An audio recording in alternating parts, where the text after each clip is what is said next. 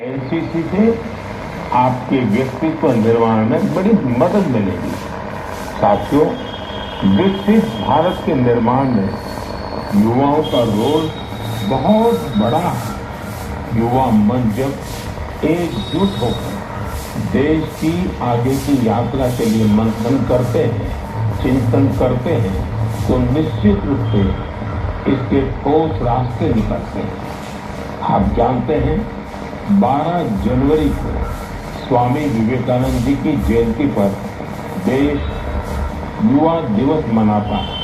अगले साल स्वामी विवेकानंद जी की 162वीं जयंती है। इस बार इसे बहुत खास तरीके से मनाया जाएगा। इस अवसर पर 11-12 जनवरी को दिल्ली के भारत मंडपम में युवा विचारों का महाकुंभ होने जा रहा है। इस पहल का नाम है Viksit Bharat young leaders dialogue. Bharatvarsh से करोड़ों युवा इसमें भाग लेंगे। गांव, ब्लॉक, जिले, राज्य और वहां से निकलकर के चुने हुए ऐसे 2000 युवा भारत मंडपम में विकसित भारत यंग लीडर्स डायलॉग के लिए जुटेंगे।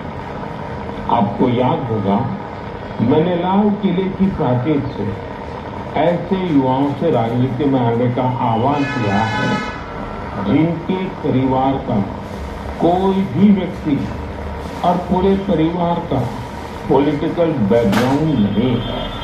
ऐसे 1 लाख युवाओं को, नए युवाओं को राजनीति से जोड़ने के लिए देश में कई तरह के विशेष अभियान चलेंगे। विकसित भारत यंग लीडर्स डायलॉग भी ऐसा ही एक प्रयास है। इसमें देश और विदेश से एक्सपर्ट आएंगे, अनेक राष्ट्रीय और अंतर्राष्ट्रीय हस्तियां भी रहेगी। मैं भी इसमें ज्यादा से ज्यादा समय उपस्थित रहूंगा। युवाओं के सीधे हमारे सामने अपने आइडियाज को रखने का अवसर मिलेगा। देश इन आइडियाज को कैसे आगे लेकर जा सकता है, कैसे एक ठोस रोडमैप बन सकता है, इसका एक ब्लूप्रिंट तैयार किया जाएगा। तो आप भी तैयार हो जाइए। जो भारत के भविष्य का निर्माण करने वाले हैं, जो देश की भावी पीढ़ी है, उनके लिए ये बहुत बड़ा मौका आ रहा है। आइए मिलकर देश बनाएं, देश को विकसित बनाएं। मेरे प्यारे देशवासियों, मन की बात में हम अक्सर ऐसे युवाओं की चर्चा करते हैं जो निस्वार्थ भाव से समाज के लिए काम कर रहे हैं। ऐसे कितने ही युवा हैं जो लोगों की छोटी समाधान निकालने में जुटे हैं।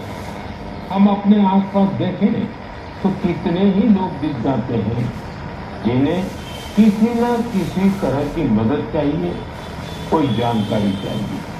मुझे ये जानकर अच्छा लगा, कुछ युवाओं ने समूह बनाकर इस तरह की बात को भी एड्रेस किया। जैसे लखनऊ के रहने वाले वीरेंद्र, वो बुजुर्गों को डिजिटल लाइफ सर्टिफिकेट के काम में मदद करते हैं। आप जानते हैं कि नियमों के मुताबिक सभी पेंशनर्स को साल में एक बार लाइफ सर्टिफिकेट जमा कराना होता है। 2014 तक इसकी प्रक्रिया यह थी कि इसे बैंकों में जाकर बुजुर्ग को खुद जमा करना पड़ता था। आप कल्पना कर सकते हैं कि इससे हमारे बुजुर्गों को कितनी असुविधा होती थी। अब ये व्यवस्था बदल चुकी है। अब डिजिटल लाइफ सर्टिफिकेट देने से चीजें बहुत ही सरल हो गई हैं। बुजुर्गों को बैंक नहीं जाना पड़ता। बुजुर्गों को टेक्नोलॉजी की वजह से कोई दिक्कत न आए, इसमें वीरेंद्र जैसे युवाओं की बड़ी भूमिका है। वो अपने क्षेत्र के बुजुर्गों को इसके बारे में जागरूक करते रहते हैं। इतना ही नहीं, वो बुजुर्गों को टैक्स सेविंग बना रहे हैं। ऐसे ही प्रयासों से आज डिजिटल लाइफ सर्टिफिकेट पाने वालों की संख्या 80 लाख के आंकड़े को पार कर गई है। इनमें से 2 लाख से ज्यादा ऐसे बुजुर्ग हैं जिनकी आयु 80 के भी पार हो गई है। साथियों, कई शहरों में युवा बुजुर्गों को डिजिटल क्रांति में भागीदार बनाने के लिए भी आगे आ रहे हैं।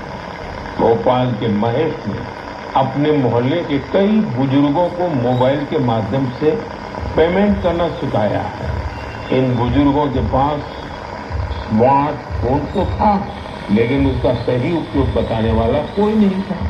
बुजुर्गों को डिजिटल अरेस्ट के खतरे से बचाने के लिए भी युवा आगे आए हैं। अहमदाबाद के राजीव लोगों को डिजिटल अरेस्ट के खतरे से आगाह करते हैं। मैंने मन की बात के पिछले एपिसोड में डिजिटल अरेस्ट की चर्चा की थी। इस तरह के अपराध के सबसे ज्यादा शिकार बुजुर्ग ही बनते